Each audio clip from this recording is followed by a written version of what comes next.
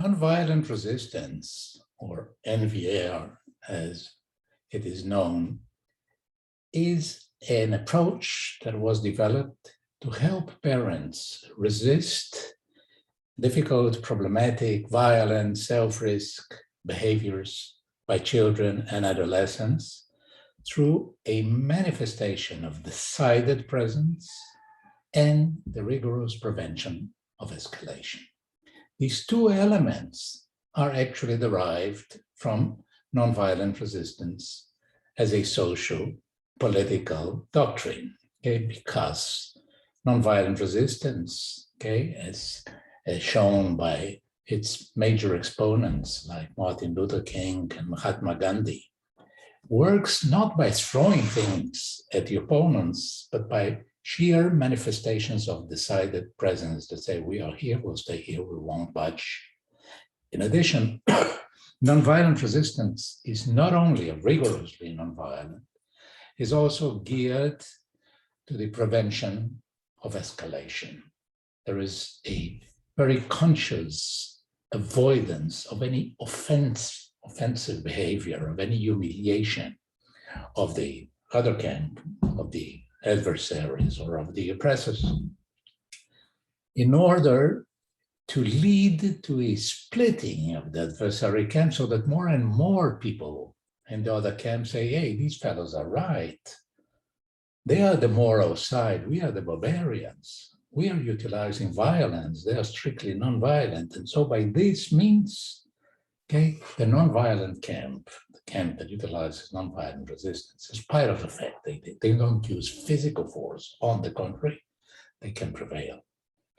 Okay, so we made an adaptation of the principles and strategies and tactics of nonviolent resistance to the family context, and later also to the school context through the very slow and detailed adaptation. Not all the methods were adaptable, were relevant for the new context. Some had to be modified, but it is very, very clearly everything in NVR is inspired by nonviolent resistance as a social political movement. The first study of nonviolent resistance, control study, but in a control with a waitlist group, was the one Weinblatt, Yuri, and Omer H., 2008, Nonviolent Resistance, a Treatment for Parents of Children with Acute Behavioral Problems. Journal of Marital and Family Therapy, number 34, pages 75 to 92. What we did in the study was that, first of all, we developed a manual. Okay, the manual is actually part of my book, Nonviolent Resistance, A New Approach for Violent and Self-Destructive Children. This manual specifies in great detail how the therapist should work with the parents in this manifestation of presence and prevention of escalation. These are always the two elements, manifesting presence and preventing escalation. There are many techniques like the sit-in. We adapted the sit-in from political nonviolent resistance into the family and then in the school setting. And then there are other manifestations like the telephone round, how the parents behave to resist situations in which an adolescent disappears from home by making a very systematic telephone round, not only searching for the child, but also getting the support of the people to which they telephone, they call the parents of the other children, for instance, or the other children, or those are, you can say that those are outrageous behaviors. They're outrageous behaviors, but they are done in a very, let's say, honorable way, also vis-a-vis the child, that the child be not simply shamed. On the contrary, the parents show enormous respect for the people they're talking to and also for their child in doing those things. So there are many means that are included and detailed, rigorously detailed in this manual. So we had the manual. In the study, there were 41 families that were involved. It was a kind of a staggered procedure. The first group received nonviolent resistance, this treatment, 10 sessions. Individual treatment, 10 sessions with a therapist who had been trained in the approach, and half of those people were in a waiting list. Those that were in the waiting list, after waiting for 1 month and receiving the measurements, also underwent the treatment. So all of them were available for the analysis at the end of treatment.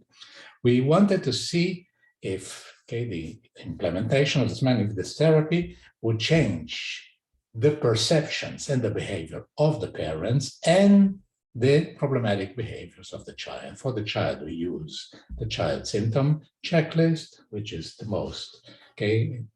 most well-known measure for child symptoms. Those are, we use the scales of impulsiveness, aggression, those that are relevant for this kind of children. The children were children with conduct disorders or with oppositional disorder.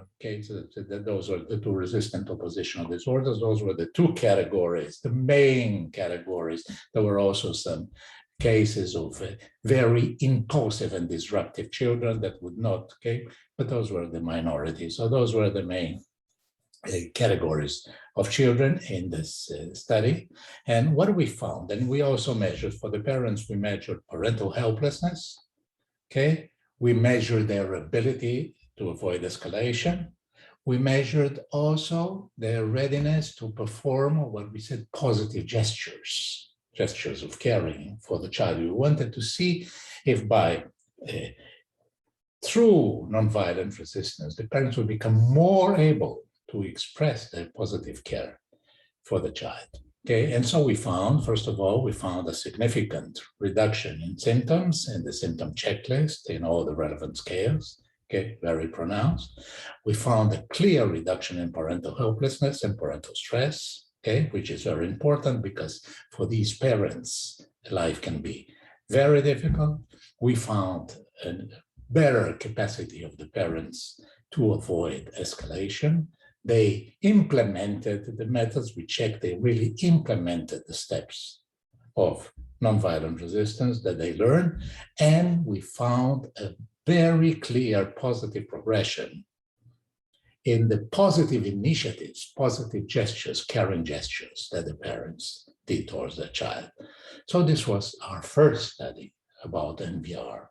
It is still waitlist control, but we were, as you understandably, very happy with the results, especially because we were finding that NVR helps the parents and the child together, no less the parents than the child.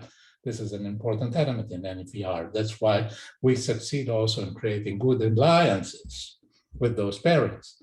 And then we showed that at the same time, the symptoms of the child are reduced. And in spite of the fact that the parents are really manifesting a very tenacious resistance to violence, to self-risk behaviors, in spite of that, we see that the positive gestures that the parents are making, go up very consistently. Thank you.